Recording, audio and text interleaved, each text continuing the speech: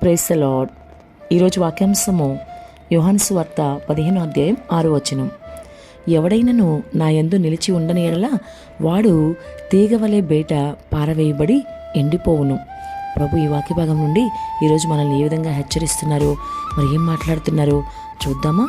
ప్రియ సహోదరి సహోదరుడా, మరి ఈ మాట వింటుంటే ప్రభు హెచ్చరికలాగా అనిపిస్తుంది కదా. మళ్ళీ ఒకసారి చూద్దామా? ఎవడైనను నా యందు నిలిచి ఉండని యెడల అంటే మనం ఎప్పుడు కూడా ప్రభువులో నిలిచి ఉండాలన్నమాట. మరి సహోదరి సహోదరుడా, ఈరోజు నీ పరిస్థితి ఏంటి? నువ్వు ప్రభువులో నిలిచి ఉండే వ్యక్తివేనా? ఒకవేళ నిలిచి ఉండకపోతే ఏం జరుగుద్ది అంటున్నాడు ఆయన? తీగవలే బయట పారవేయబడతారు, ఎండిపోతారు. అమ్మో, ఇది చాలా చాలా జాగ్రత్తగా ఉండాల్సిన విషయమే కదా. ఎందుకంటే ఫలించని ప్రతి తీగ కూడా బయట పారవేయబడుతుంది, ఎండిపోతుంది కదా.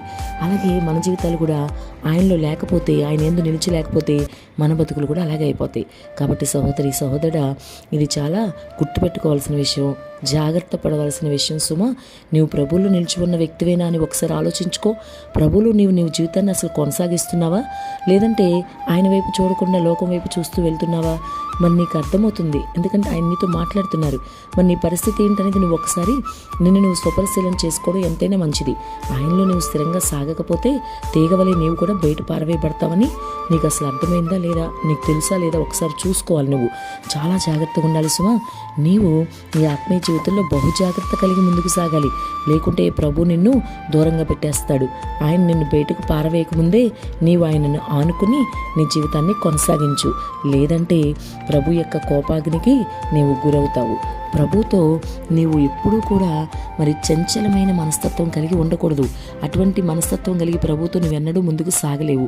లేఖనాల్లో గమనిస్తే స్వయంగా ప్రభువే ఈ మాటలు యోహానుతో మరి యోహాను పత్రికలో 15వ అధ్యాయం 6వ వచనంలో మరి యోహాను రాస్తున్నాడు. కానీ ప్రభు మాట్లాడినట్లుగా కూడా అక్కడ మనం గమనించాలి. ఆయన చాలా వివరంగా చెప్తున్నాడు. ఆయనలో నిలిచి ఉండని ప్రతి ఒక్కరి బతుకు కూడా బయట పారవేయబడుతుంది. మరి తీగ ఎలాగైతే మరి నిలిచి ఉండకపోతే తీగని బయట పడేస్తామో, ఫలించకపోతే అలాగే ప్రభు కూడా మరి ఆయనలో కొనసాగని బ్రతుకుని బయటకు తీసేస్తాడు. కాబట్టి మిత్రమా, నీవు ప్రభువుని పట్టి ధైర్యం తెచ్చుకో, ప్రభు వైపే చూడు, ప్రభువులోనే నీ జీవితం కొనసాగించుకో. నీవు ఆయనలో నిలిచి ఉంటే ఆయన రాజ్య వారసత్వం నీకు ఉంటుంది. ఆయన ఇచ్చే గొప్ప బహుమానం పరలోకం కూడా నువ్వు పొందుకోగలుగుతావు. బయటకు పారవేసే పరిస్థితి నీకు ఎప్పటికీ రానికుండా చూసుకో. అన్ని విషయాల్లో కూడా ప్రభుకి ఇష్టంగానే జీవించు. అప్పుడు ఆయన నీకు అన్ని విషయాలు కూడా సమృద్ధిస్తాడు. ఎంత గొప్ప దేవుడు నువ్వు కలిగి ఉన్నావు కదా. కాబట్టి ఇప్పటికైనా సరే నీలో ఉన్న ఏదైతే చెడు ఉందో, దేవునికి ఇష్టం లేని కార్యాలు ఉన్నాయో, మరి యథార్థత లేకుండా జీవిస్తున్నావో, ఇవన్నీ విడిచిపెట్టి చక్కగా నీతిమంతుడుగా, క్రీస్తు బిడ్డవుగా, ఆయనకి మహిమ తెచ్చే విధంగా నువ్వు జీవించు. అప్పుడు ప్రభు తప్పకుండా నీకు అన్ని విషయాల్లో సమృద్ధిస్తాడు. యేసు వైపు మాత్రమే చూస్తూ నీ ఆత్మీయ జీవితంలో ముందుకు వెళ్ళు. ఆమేన్.